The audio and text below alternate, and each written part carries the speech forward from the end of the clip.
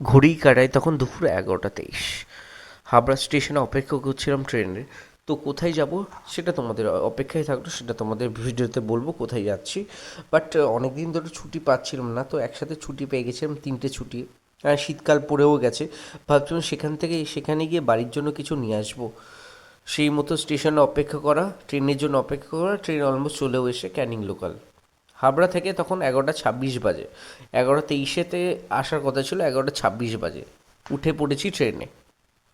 ট্রেনে মোটামুটি খালি ছিল, যেহেতু ছুটির দিন ছিল। মানে 25-26 তারিখ ছুটির দিনই ছিল। ওই জন্য ট্রেনটা হালকা খালি পেয়েছিলাম, বাট এই ট্রেনটা খুব ভিড় থাকে। বাট আমি সিটটা পেয়ে গেছিলাম অনেকক্ষণ দাঁড়িয়ে থাকার পর। প্রায় গুমা আসার পর, হাবড়া থেকে ট্রেনে উঠছিলাম, গুমা আসার পরে সিটটা পেয়েছিলাম। দেখতেই পাচ্ছ মোটামুটি ভিড়। এই ক্যানিং ট্রেন কিন্তু দমদম জংশন থেকে বিধাননগর চলে যায়। এইটা কিন্তু শিয়ালদা যায় না, বিধাননগর হয়ে চলে যায় পার্ক সার্কাস হয়ে তার গন্তব্যস্থলের দিকে। পার্ক সার্কাস হয়ে ক্যানিং চলে যায়। পার্ক সার্কাস, তারপরে আরও অনেকটা স্টেশন আছে, ওদিকে স্টেশনগুলো আমার ঠিক জানা নেই। পার্ক সার্কাস হয়ে চলে যায় তার গন্তব্যস্থল ক্যানিংয়ের দিকে। তো এই বিধাননগর ঢুকে গেছে ট্রেন। বিধাননগর দেখাচ্ছি, বিধাননগর এসে ট্রেনটা দাঁড়িয়েছে। সেহেতু দাঁড়িয়ে তোমাদের দেখাচ্ছি বিধাননগর এসে ট্রেনটা দাঁড়ালো।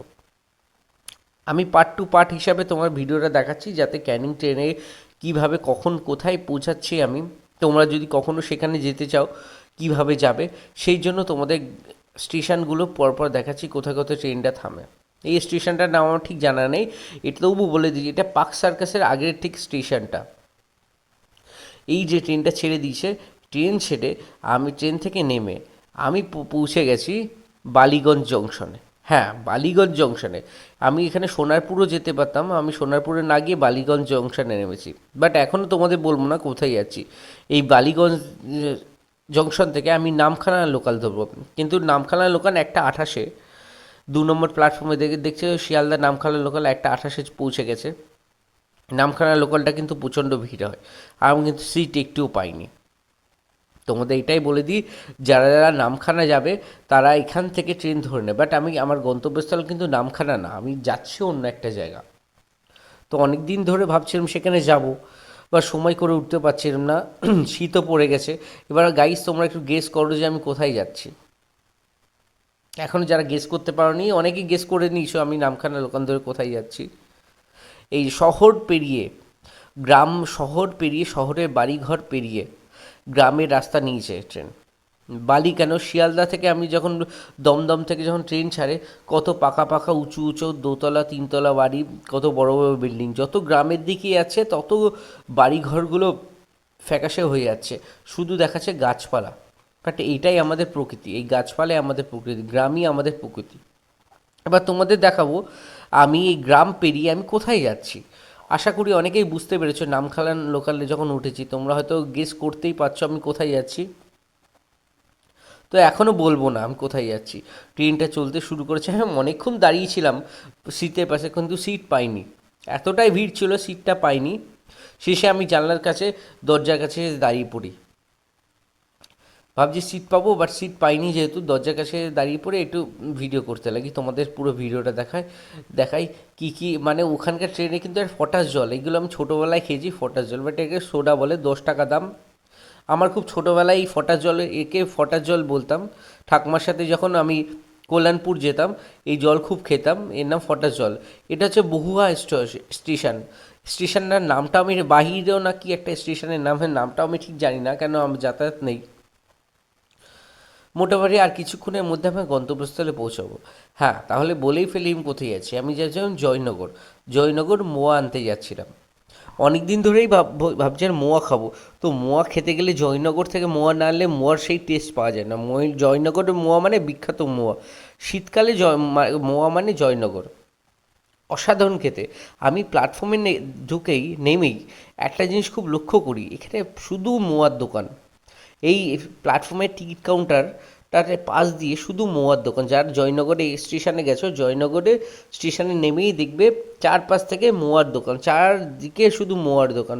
মা কালী সুইটস আছে, এই দোকানে আবার স্পেশালিটি আছে। এই দোকানে আবার দাদাগিরিতে গেছে। আবার বিভিন্ন এখানে আছে আপ্যায়ন সুইটস, মানুন মোমো, অনেকেই নাম শুনেছো মানুর মোমো, আমি সেই শুনে গেছিলাম মানুর মোমো, খেতে কেমন লেগেছে সেটা তোমাদের বলবো, বাট আমি কোন দোকানে গেছি সেটাও এখনও তোমাদের ধোঁয়াশা করে দিলাম, তোমাদের ভিডিওতে সব কিছু বলে দেবো আমি কোথায় যাচ্ছি, কত টাকার মোমো কিনলাম, মোমোর টেস্ট কেমন, সব কিছু তোমাদের দিয়ে এত দেখছো এতগুলো মোমোর দোকান। বাট আমি যেহেতু মা মনসা সুইটসেও যাবো না, কোথাও যাবো না, আমি যাবো মানুর দোকানে। হ্যাঁ, এই দোকানের মোমোটাই আমি অর্ডার করেছিলাম। একটা হচ্ছে 500 টাকা, 500 টাকা কেজি, আর একটা হচ্ছে 300 টাকা কেজি। 500 টাকা কেজির মোমোটাও বেশ ভালো, 300 টাকা কেজির মোমোটাও ভালো। দেখো কত সুন্দরভাবে প্রিপারেশন করছে মোমোটা, সরি মোমো আমি বলছি ভুল করে, মোয়া, মোয়াটা কত সুন্দরভাবে প্রিপারেশন করছে, আমার জাস্ট দেখে খেতে ইচ্ছা করছিল। এই দাদা এতটাই ভালো যে একটি মোমো আমাকে আরও খেতে দিল, বললো খেয়ে দেখো টেস্ট। 500 টাকার মোমোর স্টাফিংয়ের মধ্যে কাজু কিশমিশ অনেকটা ভর্তি থাকে, আর যে 300 টাকা কেজি মোমো, সরি মোয়া, ওটার মধ্যে কাজু কিশমিশটা একটু কম থাকে, বাট প্রিপারেশনটা একদম সেম। 500 টাকার মধ্যে কাজু কিশমিশটা একটু বেশি থাকে, 300 টাকার মধ্যে কাজু কিশমিশটা কম থাকে। প্রিপারেশন দেখো, এরপর আবার খোয়া ক্ষীর দেবে, কত সুন্দরভাবে প্রিপারেশন করছে। আমি মোমো নিয়েছিলাম, বাড়ির জন্য নিয়েছিলাম, বাট অসাধারণ খেতে, অসাধারণ সত্যি, জয়নগর নাম করা। আর জয়নগরে এসে এই দোকানে অবশ্যই তোমাদের বলো ভিজিট করতে, খুব সুন্দর এই দাদার ব্যবহার, আর এই দোকানের মোমোটা সত্যি অসাধারণ। খেতে হলে আসতেই হবে জয়নগর, আর জয়নগর এসে এই দোকানের মোমো না খেয়ে কিন্তু যাওয়া যাবে না। একবার এসে তোমরা ট্রাই করে দেখতে পারো, 300 টাকা কেজি মোমো খেতে পারো, 500 টাকা কেজি মোমো খেতে পারো, বাট কেজিতে 20 পিস থাকে, তোমরা যদি 10 পিস নাও 10 পিসের ব্যবস্থা আছে, 500 টাকা কেজিতেও 10 পিসের ব্যবস্থা আছে, 300 টাকা কেজিতেও 10 পিসের ব্যবস্থা আছে। বাট খেয়ে দেখতে পারো, অসাধারণ, পুরো প্রিপারেশনটা তোমাদের সামনে তুলে আমি খোয়া ক্ষীর দিয়ে দিচ্ছে, দেখেছো খোয়া ক্ষীরটা এত সুন্দর দিচ্ছে, ও বাবা, ও জমে, পুরো জমে ক্ষীর, মানে অসাধারণ থেকে অসাধারণ। এখানে আমাদের ট্রেনে বাসে তোমরা দেখেছো 5 টাকায় 50-40 টাকায় 10 পিস মোমো পাওয়া যায়, বা সেই মোমো আর এই মোমোর মধ্যে তফাৎ তোমরা বুঝতেই পারছো, দেখে বুঝতেই পারছো এখানে খোয়া ক্ষীর দেয় না, বাট অসাধারণ।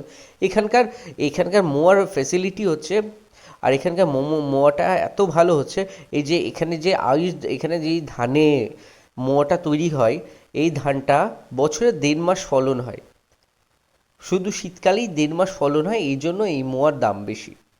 তাছাড়া আপনি তো যে কোনো দোকান, লোকাল দোকানে গিয়ে মোয়া খেতে পারেন, বাট সেই মোয়া আর এই মোয়ার টেস্ট পুরো ডিফারেন্ট। আপনারা একবার খেয়ে দেখবেন, এই মোয়ার টেস্ট পুরো আলাদা। বছরে 1.5 মাসে এই মোমোর, এই যে এই ধানের চাষ হয়, সেই জন্য এই মোয়ার প্রাইসটা অনেকটা বেশি। এদের 500 টাকার মোয়ারও প্রিপারেশন যা, 300 টাকার মোয়ার প্রিপারেশনও তাই, মানে যে গার্নিশটা দিচ্ছে। কিন্তু স্টাফিং মোয়ার ভিতর যে স্টাফিং 500 টাকার, ওর মধ্যে কাজু কিশমিশটা বেশি থাকে, 300